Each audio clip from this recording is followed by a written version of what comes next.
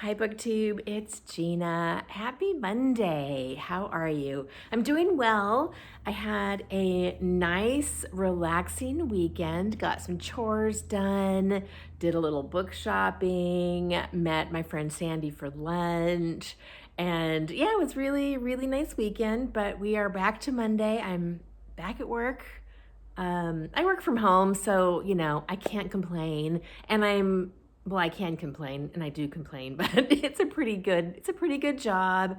I enjoy it, but I'm getting ready to retire in December.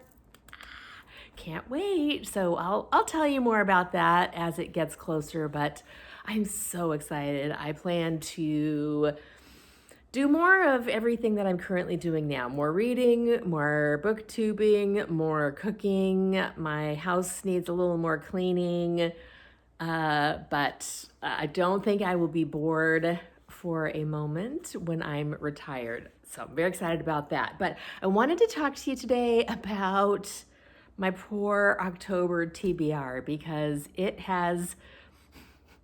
it's not been going well. Now, you guys know I don't really like to be judgmental of my reading. I keep it flexible and open. I do have some things that I want to read in October. I'm about halfway through Villette. Let's see. I'm not reading this edition. I'm actually reading it on my Kindle, but I love this edition. So I'm about halfway through this by Charlotte Bronte. Not loving it, but I'm enjoying it okay. It doesn't have a lot of plot, and I'm just finding that I'm not eager to pick it up. So I am planning to finish this. I have not started Hester yet, which is the group read for Victober, which I really do want to get to. I also had The Little Stranger I was going to read for the spooky season. I haven't started that yet. I'm not sure if I'm going to get to that one, but I'll tell you at the end of the month what I've gotten to. But there's a reason why I've gotten distracted off of my TBR, and that's because I got some book mail. Now, I read The Raphael Affair by Ian Pears, which is the first in this series of what they call art history mysteries, which I love. I read these back in the 90s. I remember really loving them, but and I had a couple on my shelf that I probably have had on my shelves since I read them originally in the 90s. But I had kind of forgotten about them, and for some reason, I don't remember why, I picked that one back up, The Raphael Affair, and loved it just as much upon a reread. And of course, since it's been 30 years, I don't remember a thing. I didn't remember a thing about them other than a few kind of generic, things about the characters and things. They are the art squad who solves art mysteries, robberies, associated murders, crimes, thefts, in Rome.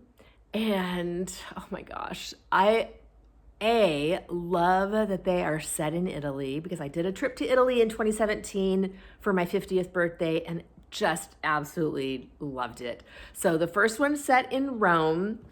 Let's see, the second one is the Titian Committee, which is set in Venice, which I love. So this one is centered around, the Raphael Affair is centered around a Raphael. This one is centered around a Titian and a committee in Venice that is has a murder happen. Bought these on Thrift Books. This one's in decent shape. Let's see, that's book 2. Book 3 is The Bernini Bust. Isn't that funny? They're very funny, very clever. Ian Pears is a really good writer, and these books are not for everyone. I've read some of the negative reviews on Goodreads, and I don't disagree with them. They're not always super character driven. The first one is probably the weakest. They get better as they go along. Sometimes I think that's just because you get used to the characters and you love them. So this one, the Bernini bust, is yes settled, based on a missing Bernini. This one is set in LA actually, which was kind of funny because that's where I'm from originally. And I don't like the setting as much, but it's really funny to see the Italian and the English characters go into LA and trying to get around without public transportation, eat the food. It's kind of funny. Then there is The Last Judgment. I just finished this one last night at like 2:00 this morning. I stayed up reading. This one's is a murder. Yeah, actually, are they all murders? Yeah, I think they are all murders. Let's see. This one is set in Rome and in Paris, and it's got some World War II controversy, which is interesting to read about. So I just finished that one. Started on the next one, which I already owned, which is called Giotto's Hand. I just started that one. I think I remember the mystery on that one. I think I remember who the bad guy is, but we'll see. And then I also bought this one, A Death and Restoration, which is, let's see, Giotto's Hand is 5, this is 6. And then the last one is called The Immaculate Deception, which I also own. This one is, of course, it's in not great shape. You know, the thrift book's description said that it was in good condition. Good condition for thrift books means it's not gonna, well, actually I was gonna say it won't fall apart when you open it, but that's not always even the case. Sometimes they do fall apart. But you know what, since I really just wanna read it, and I think it was only $4, I bought all of these for under $20. I was like, well, that's fine, I don't care. Because I do want to read these. And actually, you know what's really funny? I just looked over at my bookshelves, you guys. I already own this one. Wait a minute. Hold on a second. I'm going to do a bad booktuber. I just realized. Bad booktuber. I own this one also in the hard copy. That's really funny. I wasn't even paying attention. So I don't know. I'm not probably going to return this one just because it's not worth it for a few dollars. Maybe I will. Maybe I'll do a giveaway or something. But I like to read the paperback anyway. These are super quick reads. Like I hopefully will finish Giotto's Hand today or tomorrow. Since it's a work day, I probably won't be able to read as much as I did yesterday. But I got these in the mail, started in on the series and just could not stop having so much fun with them. The star of the show is Jonathan Argyll. He's English, so I'm not sure if it's Argyle or Argyll. Argyle, I think it's Argyle. That's how I pronounce it, Gyll. If you're English, below, tell me below what the correct pronunciation of Argyle is, if that's correct. And he's sort of this accident-prone. He was a graduate student studying art history in the first book. He's now working in for an art gallery as a dealer. Really fun. And then his kind of compatriot in the art squad is Flavia Di Stefano,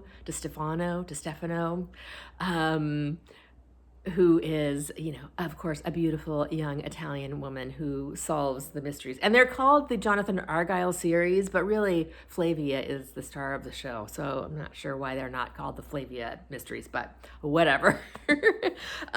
So I'm having a ton of fun with those. And then I also got 2 more books because one was a present from one of you, my friend. Thank you so much. This is a cozy mystery called Dead Post Society by Diane Kelly. Isn't that cute? I got a surprise book package in the mail. It had this. Oh, look, I just noticed there's skulls. I don't know anything about this, but it's going on the TBR shelf down here, which is rapidly growing. And then this I found at the thrift store yesterday, a hardcover of Thorny Holt by Mary Stewart. Isn't that, I already have this same edition of Rose Cottage. So I was super excited. I've got a bunch of her books in paperback, and then I've got a lot of them on my Kindle. But I love it when I find these vintage hardcovers, and I really like that cover. So yeah, I wanted to just let you know what I've been reading. I was a little bit sad to hear that Ace Frehley died over the weekend from Kiss. I'm wearing my, wait, let me see if I can show you guys. I'm wearing my Kiss socks today in honor of Ace. It's making me feel really nostalgic though, because I was a huge Kiss fan when I was a kid, probably when I was 9 or 10 in like 1977, very early on, and have loved them ever since. My sister and I did the Kiss cruise back in 2019, which was like a rock and roll cruise from from Miami to Jamaica. And the whole band was on the cruise, as well as a whole bunch of other 80s rock bands. It was maybe the funnest thing I've ever done in my entire life. It was so much fun. Ace was not there. He hasn't been with the band for a long time. But anyway, that was just a digression, because I am definitely feeling a little bit nostalgic today, and just feeling a little older, and people start dying, and it's a little sad. So yeah, that is me. What are you up to? What are you reading? Let me know. Hope you're doing well, and I will talk to you later. Bye.